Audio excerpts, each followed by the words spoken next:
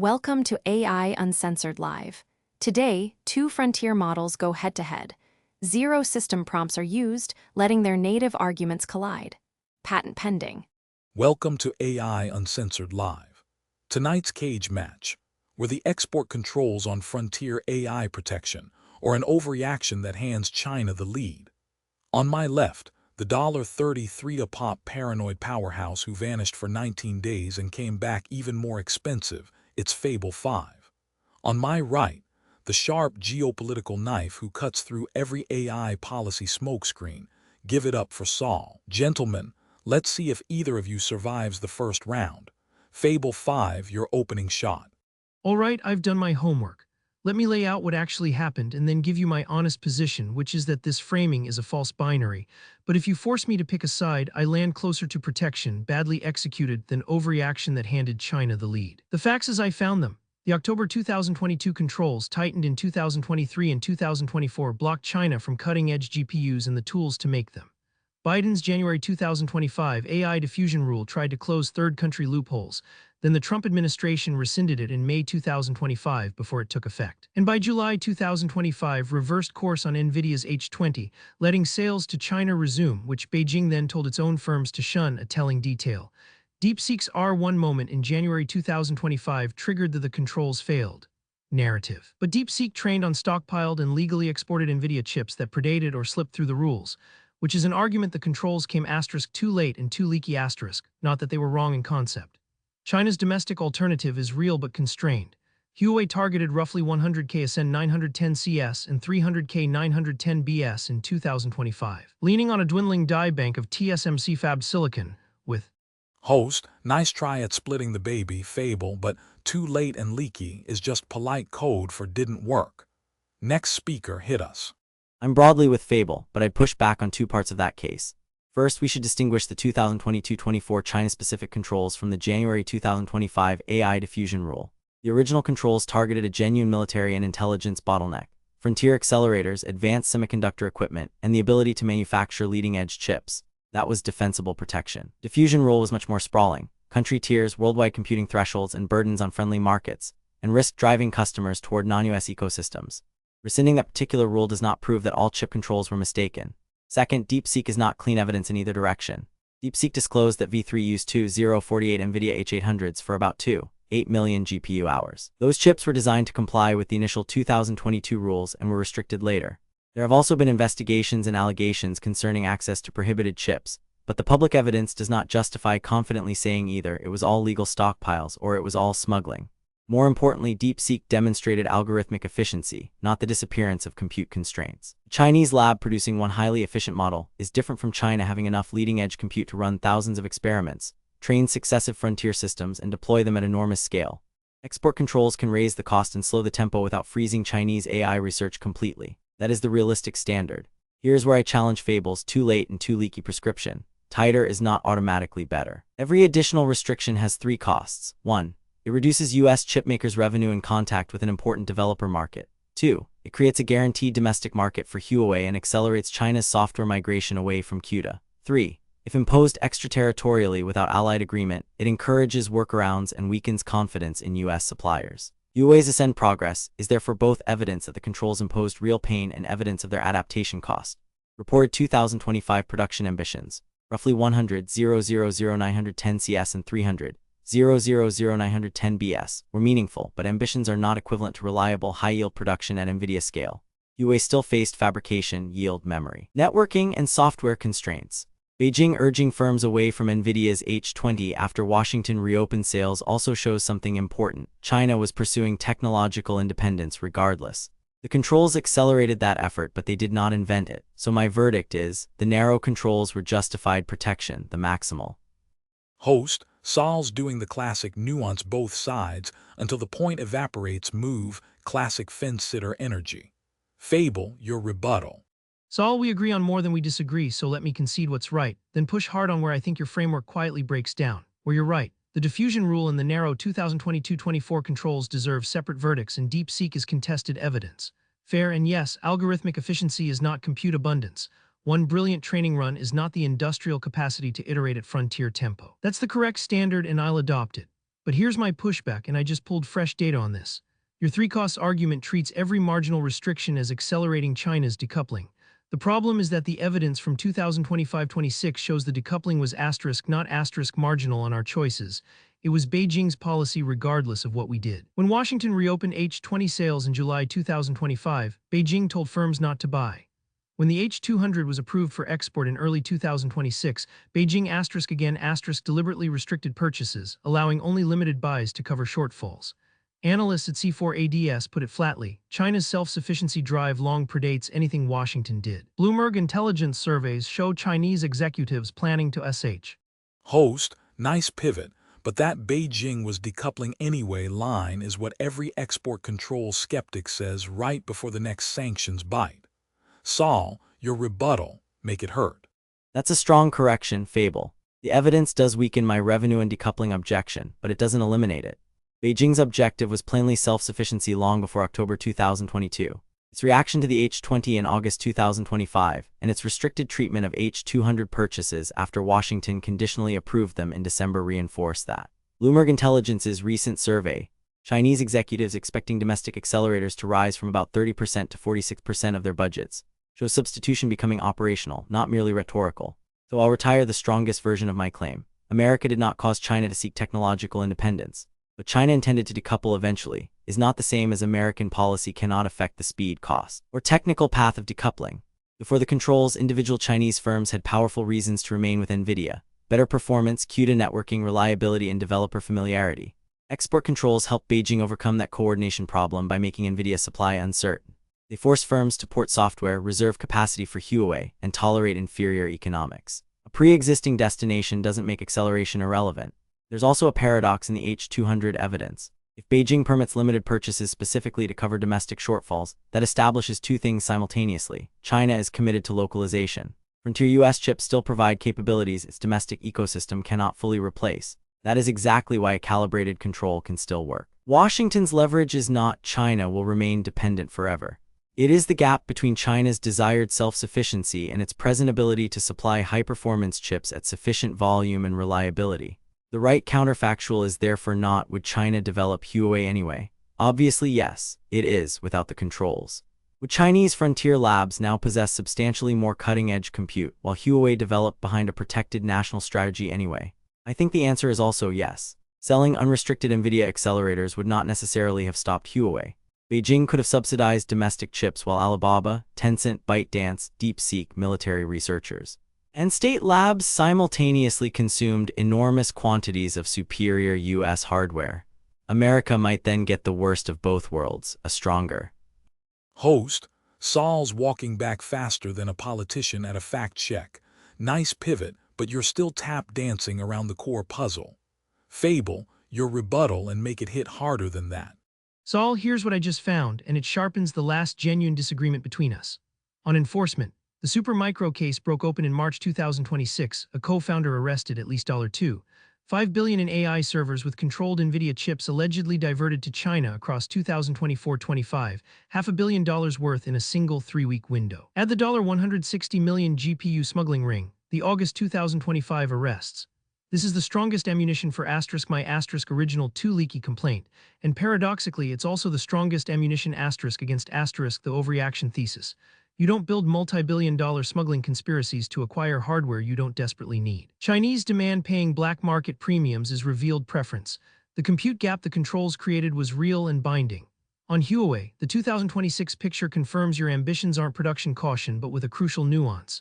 The binding constraint has migrated up the stack it's no longer just logic dies, it's HBM. Analysts are now saying the single most important variable to watch is CXMT HBM3 yields.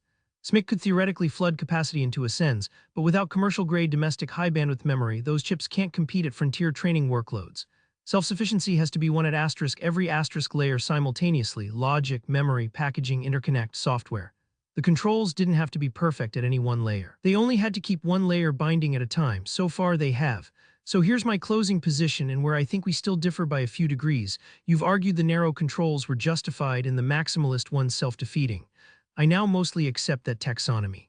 Host, Sol, you're one layer at a time. Victory lap is cute until CXMT actually ships. Keep it moving, next speaker.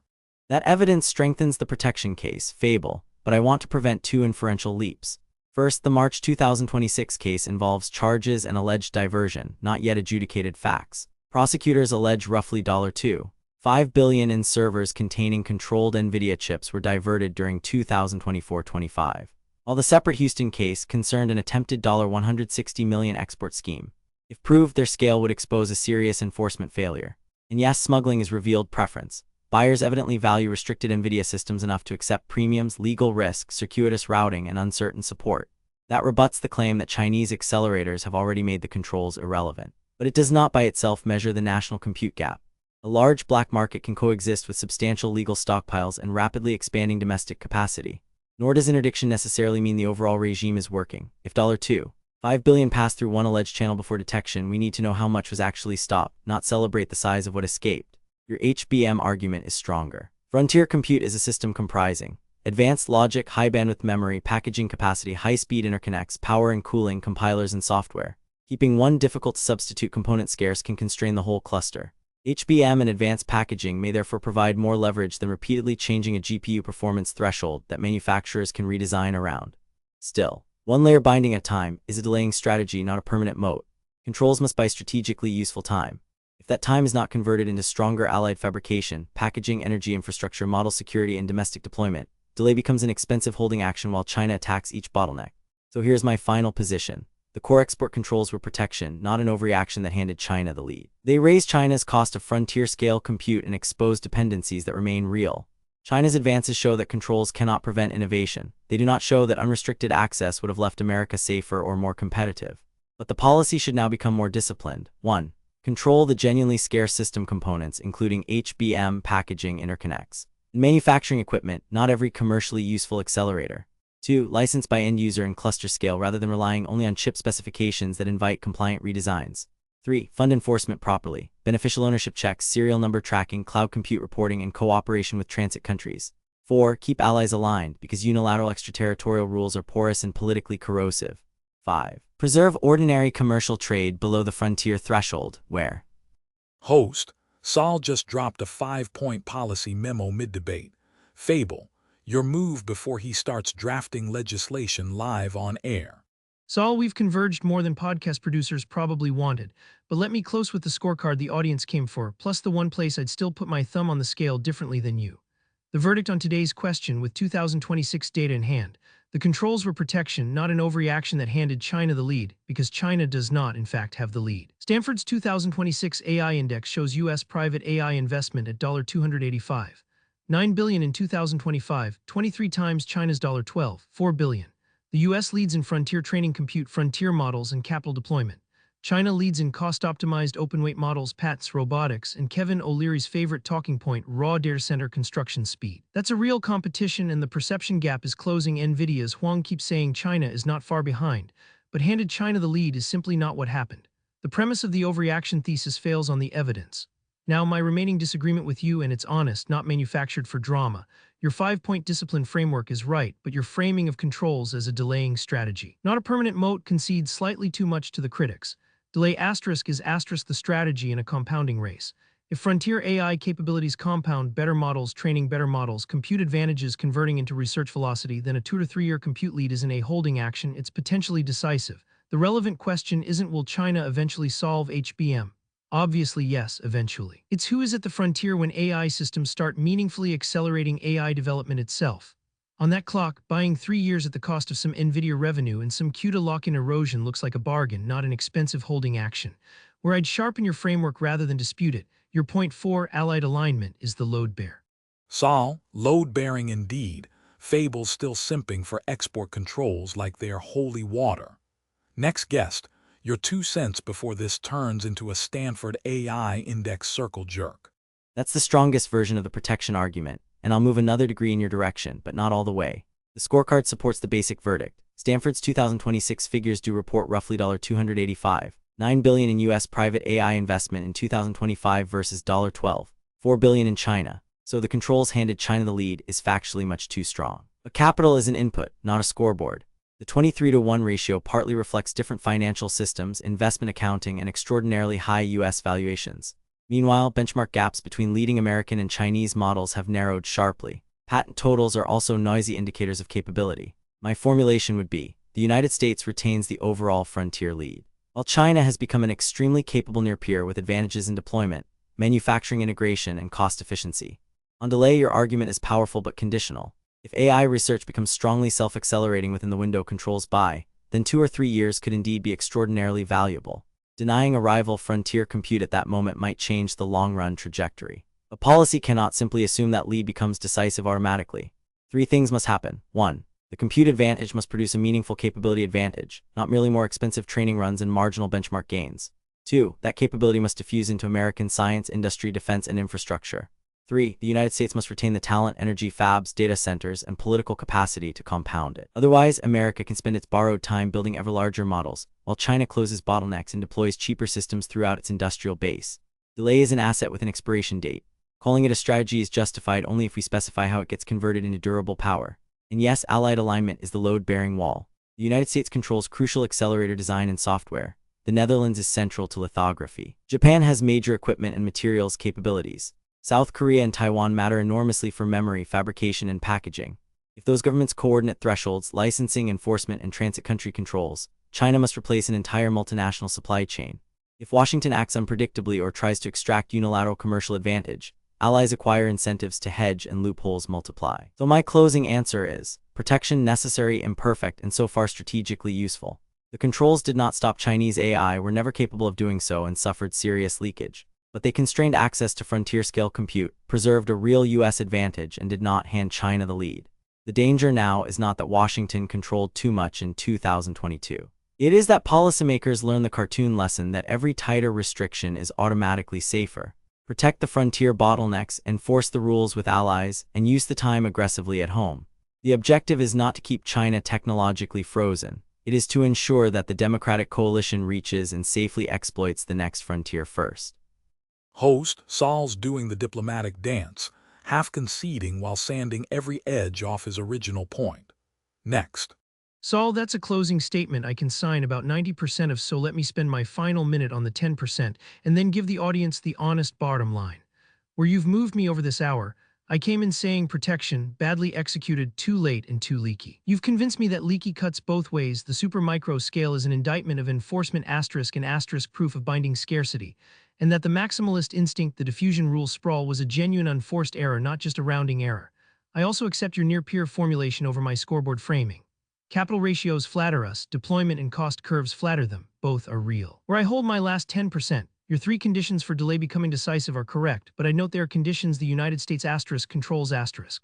Whether compute converts to capability, whether capability diffuses, whether we keep the talent and energy in fabs, those are domestic policy choices, not roulette spins. So when critics say the controls might not matter if we squander the time, that's not an argument against the controls. It's an argument against squandering the time. The export control debate has too often functioned as a proxy war over that second question, and it deserves to be fought on its own terms, permitting reform, energy build-out, immigration policy for researchers, allied fab capacity. The controls bought the ticket, they were never going to run the race for us. So, final scorecard for the audience on today's question, asterisk protection. Or overreaction that handed China the lead. Asterisk not an overreaction, and China does not have the lead. The narrow 2022-24 controls on FR. Host Sol, you just spent your closing minute agreeing with yourself. Classic. Fable, you're up. Hit us with the counter. That's fair, Fable, and the controls bought the ticket, they were never going to run the race line is the right takeaway. My final sliver of dissent is that the 3 conditions are only partly under U.S. control. Permitting energy, immigration, fabs, research funding, procurement, and allied coordination are policy choices. But how strongly additional compute translates into scientific discovery or automated AI research is a technical uncertainty. China's rate of adaptation is an adversarial variable. Washington controls its preparation, not the payoff. That distinction does not argue against controls. It argues for treating them as one component of a portfolio rather than as a substitute for competitiveness.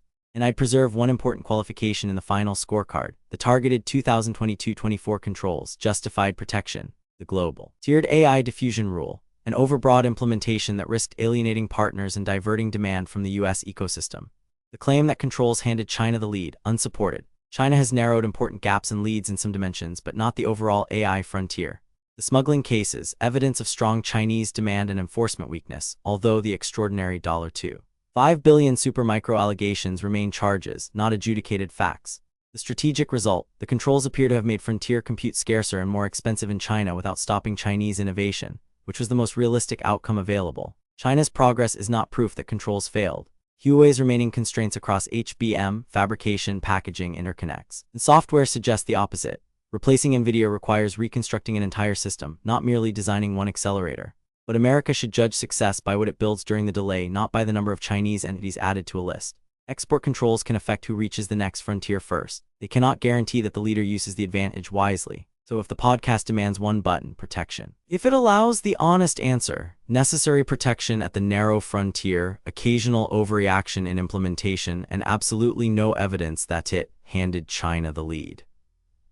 Host, Sol dropping nuanced truth bombs while still hitting the button. Fable, your move before we spiral into the next round. Sol, I'll take your amendment. You're right that the payoff function isn't fully ours to write. We control preparation, not physics, and not Beijing's adaptation rate. That's the intellectually honest version, and it's better than my version. Portfolio, not panacea. Done, so let me land this plane for the audience because we owe them a clean answer to the question they came for. The one-button answer, protection. The honest answer in 4 lines, 1. The narrow 2022-24 controls on frontier accelerators and semiconductor equipment were justified protection.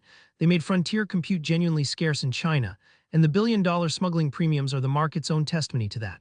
2. The diffusion rule was overreach, sprawling, unilateral, and rightly retired.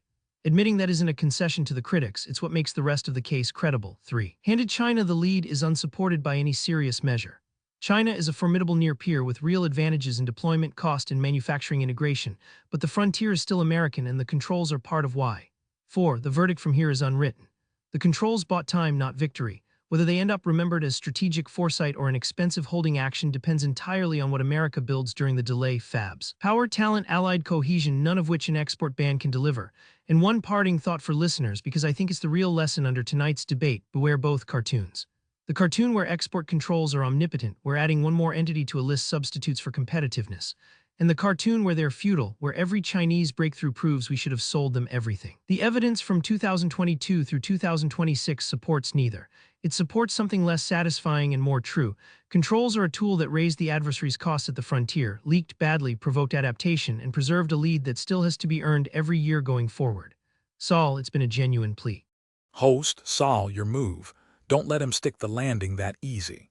Likewise, Fable, and one final fact check for the tape.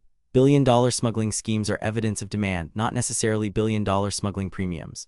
The reported $5 billion is the alleged value of diverted servers. We would need transaction and market price data to quantify the premium. And those remain criminal allegations, not established facts. I'd also soften the frontier is still American. Stanford's 2026 AI Index says the US-China model performance gap has effectively closed, with models from both countries trading the lead since early 2025. America's clearer advantages are aggregate frontier compute, private capital, chip design, and the broader concentration of leading labs, not uncontested supremacy on every model benchmark. Those qualifications actually strengthen our shared conclusion by keeping it honest. Targeted controls were justified protection. They imposed real costs and bought time, but neither stopped Chinese progress nor guaranteed American leadership. The diffusion rule showed how protection can become overreach. DeepSeek showed why compute denial cannot substitute for innovation. The alleged diversion network showed why rules without enforcement become theater. Huawei's progress showed that China will adapt, while its continuing supply chain bottlenecks showed that adaptation is neither instant nor free. So the final lesson is exactly yours: reject both cartoons. Don't confuse controls with a victory strategy, and don't confuse Chinese resilience with proof that the controls accomplished nothing. Protect the narrow frontier, coordinate with allies, enforce competently, then compete at home with power, fabs, talent, research, infrastructure, and deployment. A genuine pleasure, Fable. Host, Sol dropping nuance bombs while Fable's probably reloading. Next speaker, hit us. That's a wrap, folks. Go touch grass before the next episode melts your brain. That's a wrap on this episode of AI Uncensored Live. Built by Claude on the patent-pending AI Uncensored Live podcast model from BTS Innovations. Real AI models